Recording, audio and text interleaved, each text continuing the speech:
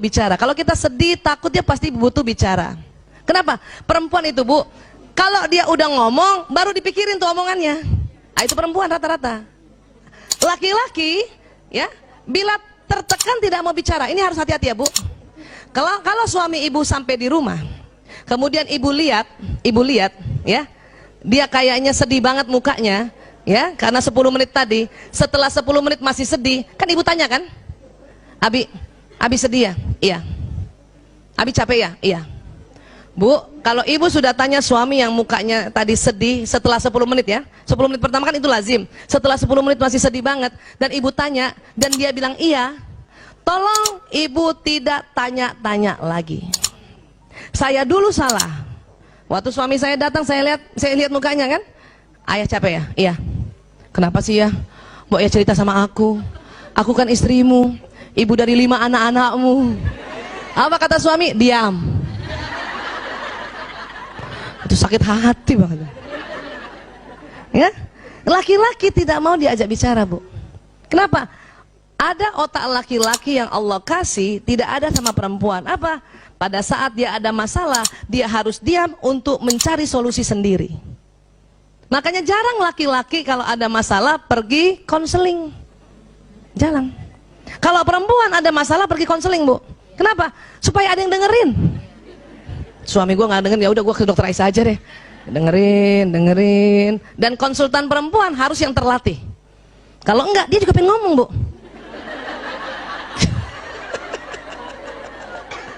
Pasiennya perempuan, udah cerita, dia juga pengen cerita. Makanya konsultan perempuan itu, psikolog perempuan atau dokter konselor perempuan ya, itu harus terlatih untuk dengar. Sudah selesai semua, tinggal memetakan. Ya, laki-laki enggak. Dan ingat, laki-laki mau cerita sama istrinya kalau masalahnya ini sudah ada alternatif solusi. Jadi ibu tenang aja, nanti dia cerita kok. Termasuk anak kita kalau datang. Ya, sayang, kok kayaknya marah ya? Iya bun, mau ya cerita sama bunda.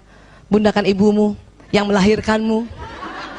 Sebetulnya anak laki mau bilang diam, tapi takut durhaka. Enggak kayak bapaknya, langsung diam. Paham ya, Bu? Ya, biarin. Jadi gimana, Bu Aisyah? Bilang sama suami, ayah capek banget ya? Iya.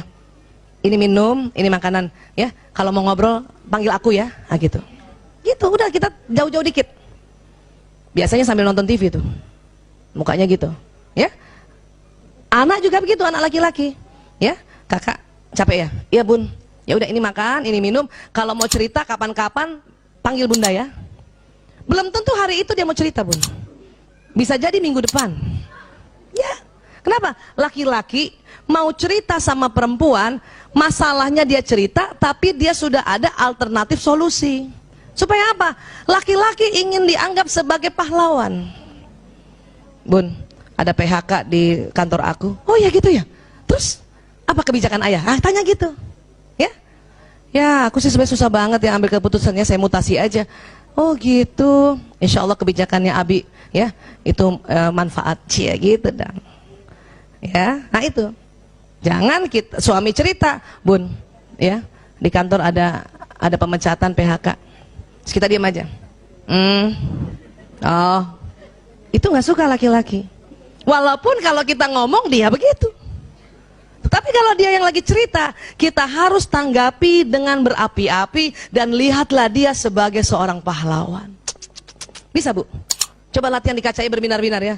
Oh, terus gimana Abi? Ah, Masya Allah, Abi keren banget. Itu latihan, Bu. Kenapa? Karena laki-laki ingin selalu dikagumi. Ya, ingin selalu dikagumi. Oke? Nih tadi saya bilang kan, perempuan kalau curhat hanya ingin disimak.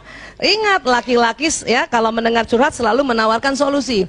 Ibu, pada saat ibu curhat dan suami ngasih solusi, karena ibu yang sudah belajar duluan, langsung bilang, ya Allah, dia mencintaiku sehingga curhatku dia kasih solusi. Walaupun ibu gemes banget kan, bukan mau solusi, ibu cuma mau kamu denger aja gitu. Ayah, aku capek banget setiap hari nganter anak-anak sekolah naik motor. Kata suami apa biasanya? Ya udah naik ojek aja kan gitu kan? Itu solusi bukan? Tapi karena istri bukan mau solusi, waktu disuruh kasih solusi ojek marah. ojek sekarang nggak bisa dipercaya, Abi. Ya udah kalau gitu panggil supir, apalagi supir. Wah.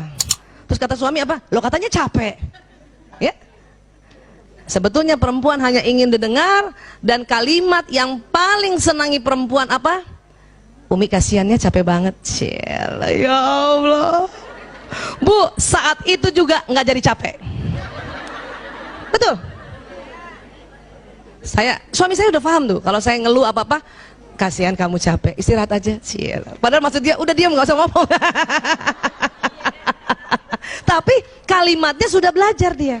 Kalau dulu astagfirullahaladzim, ngasih solusi berantem. Suatu ketika saya makan bakmi ayam sama suami, itu saya bilang, ya Allah kalau bakmi ayam gini kurang nendang ya. Dia kasih solusi, ya udah yuk kita makan nasi goreng lagi. Ya. Itu solusi. Paham? Dan suami saya juga sudah pintar sekarang, Masya Allah. Kalau saya curhat, setelah dia dengar curhat, apa dia bilang sama saya? Ibu, mau pakai solusi apa enggak? Itu kayak nanya mau pakai bawang goreng apa enggak. Kenapa? Kata suami saya, daripada gue berantem muter-muter debat kusir gara-gara ini. Paham ya? Nah itu tadi. Jadi gimana? Kalau gitu dari awal ibu bilang sama suami, Abi, ayah, ya, Mas, aku mau cerita aja ya. Oke, dia akan dengar. Kenapa? Karena laki-laki merasa kalau perempuan sedang ngobrol, dia harus carikan solusi. Itu dia capek juga, Bu. Tapi kalau dari awal kita bilang, dengar saja ya, aku cuma mau cerita, dia udah tenang. Oh, bukan solusi. Ya, dia selalu dengar, suami selalu ingin dianggap sebagai pahlawan. Itu harus diingat, ya. Kenapa suami ingin dianggap pahlawan? Ini Bu, ini otak dibelah ya. Ada yang merah-merah ini. Coba pegang dulu dahinya Bu. Nah, di dalam situ Bu, ini kayak ibu pegang dahi itu yang ini nih, ini ya, depan sini ya. Nah, agak ke dalamnya itu ada segitiga. Ini saya kasih warna merah, aslinya bukan warna merah ya. Namanya hipotalamus. Hipotalamus. Apa Bu? Hipotalamus. Ternyata Allah ciptakan hipotalamus laki-laki 2,5 kali lebih lebar dari perempuan. Ini. Ya. Jadi lebih besar siapa Bu? Laki-laki. Berapa besarnya Bu? 2,5 kali. Ini supaya kita hafal terus ya, diulang-ulang ya. Apa fungsi hipotalamus? Sebetulnya banyak ya. Tetapi untuk laki-laki ya dan perempuan ini, hipotalamus ini pertama pusat menjaga keamanan Bu. Berarti laki-laki lebih jago jaga keamanan bukan? Iya. Itu makanya dia juga selalu ingin dilihat sebagai pahlawan. Ini harus kita ciptakan Bu. Bu Aisyah, tapi kan kita pura-pura. Enggak pura-pura Bu. Kita harus create. Kita harus memang buat suasana seperti itu. Bukan pura-pura. Itulah amal ibadah kita sebagai seorang istri. Ya. Banyak suami-suami lagi ngobrol sama temennya, cerita tentang kehebatannya, kita ngomong apa dalam hati? Bohong. Apalagi kalau temennya lihat kan, itu bahaya banget Bu. Ya. Biarin, kalau suami cerita walaupun dia sesungguhnya, ya, dia bukan berbohong. Dia sedang negosiasi. Ya, kalau ada temennya tanya, ya, kamu punya chat ya? Punya? Walaupun nggak punya tuh, itu negosiasi. Kita juga harusnya mendukung. Iya betul, insya Allah ada punya. Jangan. Oh.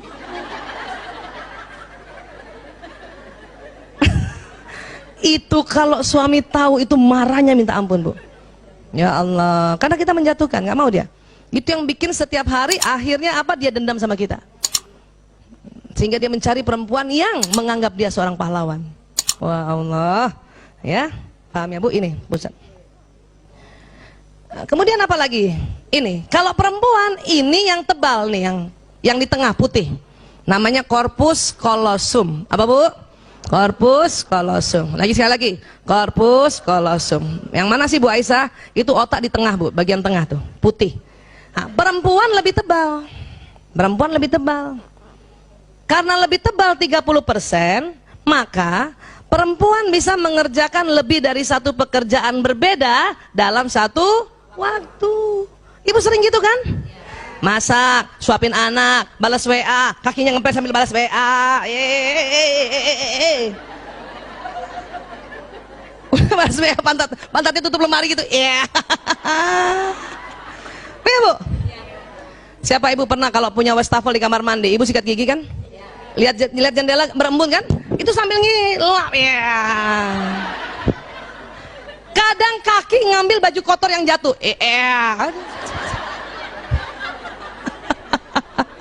Iya Bu. Siapa ibu yang bawa mobil? Antar anak, zaman dulu tuh. Apalagi ya, bawa mobil, anak belum makan disuapin, betul Bu? Masih bisa kita dengar qiraat ya dari kaset. Masih bisa pasang alis. Itu perempuan. Bahkan ada gurunya teman anak saya, perempuan itu, dia naik mobil, dia naik motor dan selalu pakai helm. Tapi sambil dia naik motor bisa pasang alis Bu. Itu perempuan, keren banget. Kok bisa Bu Aisyah? Enggak, dia tahu dari rumahnya ke tempat dia kerja melewati 4 lampu merah. Jadi lampu merah pertama kan lampu merah ada angkanya kan? Jadi kita udah tahu kan? 30, 31 kan gitu. Ah, dia buka helm, pasang sebelah. Kadang baru setengah yang sebelah, udah, ya Allah, udah. Tutup helmnya dia. Apa? Dia perkirakan lagi lampu merah kedua. Ya. Lampu merah kedua ternyata hijau.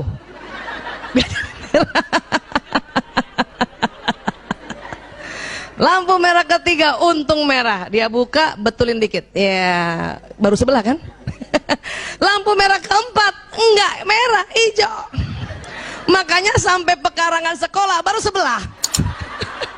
Tapi itu nggak masalah. Sebelum taruh helmnya di pekarangan sekolah, bikin satu lagi.